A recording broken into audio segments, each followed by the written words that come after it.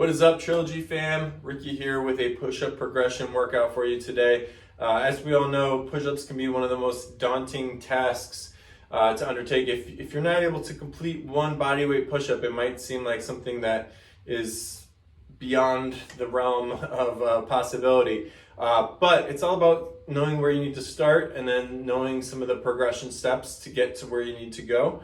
So that's what we're going to go through today, is kind of work on some of the progression steps. From the most basic to all the way to a full body weight push-up. So one of the biggest issues that we see pop up is shoulder stability. So to even see if this is something that you struggle with yourself, the simplest way is to just see if you can get into a high plank, straight arms, straight legs, and if you can hold that right there for about 30 seconds, then your shoulder stability is probably in a adequate enough space for you to be able to progress forward to the push-ups.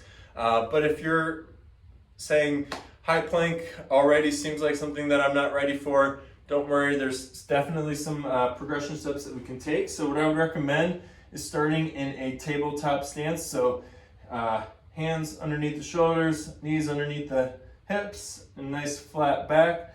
We're gonna go ahead and curl our toes underneath. And then all we're gonna do is pick those knees up off the ground just an inch or two. Keep that back nice and flat, hold that, and come back down. So that's step number one on the path to completing a push-up, is just building some of that shoulder stability. And if we can get to the point where we can hold that for about 30 seconds, then I think we're ready to move on to the next one, which the next phase would, to me, I would recommend walking the hands out into kind of a modified high plank where you're on your knees, back is flat, hips are down, we're not keeping our butt up in the air, but still the hands are right under the shoulders. And if you want to think about this is kind of the starter to a knee push-up. So if you were going to go a kneeling push-up straight down, that's kind of exactly where you would start. Your feet can either float or stay on the ground, totally up to you. But those would be steps one, and then step two. If you're feeling comfortable with both of those, the next progression from the kneeling plank right here is to just step that both feet back to the high plank. So even if you can only hold the high plank for about 5 seconds or so, that is something that I would recommend you work on before we start focusing on any push-up range of motion. So get to the point where you can do 30-second high plank. If you can't do 30-second high plank, try one of those first two variations that I just did, and work your way up. And that's going to be the easiest way to progress up into the shoulder stability. Number two, but after shoulder stability, would be shoulder mobility or range of motion. So one of the biggest things I focus on with push-ups are just the name itself, right? It's a push up, not a lower down.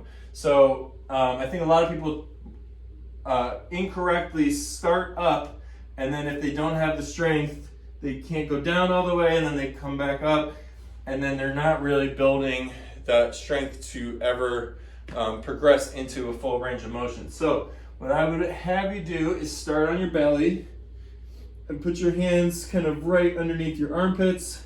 You can curl your toes under, or just keep your knees on the ground. And the first progression that we're going to do here is just going to be to press up and back to a child's pose.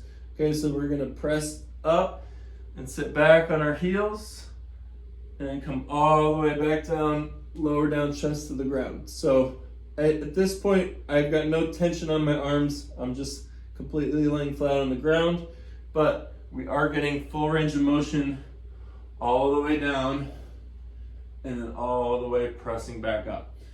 So the intensity is lowered here because our knees are on the ground, and we're breaking up the movement with a nice little stretch in between.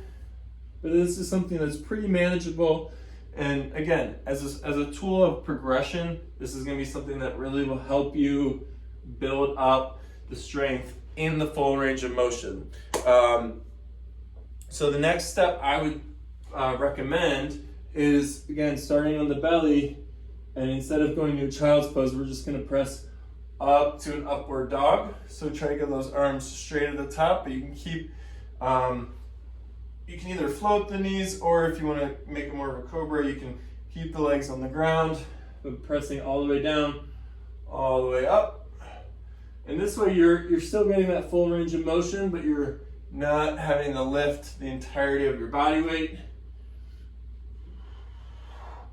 And then from there, if both of those feel pretty good, pretty manageable, the next step that I would recommend is to try to press all the way up into a downward facing dog. So you're gonna press up and back,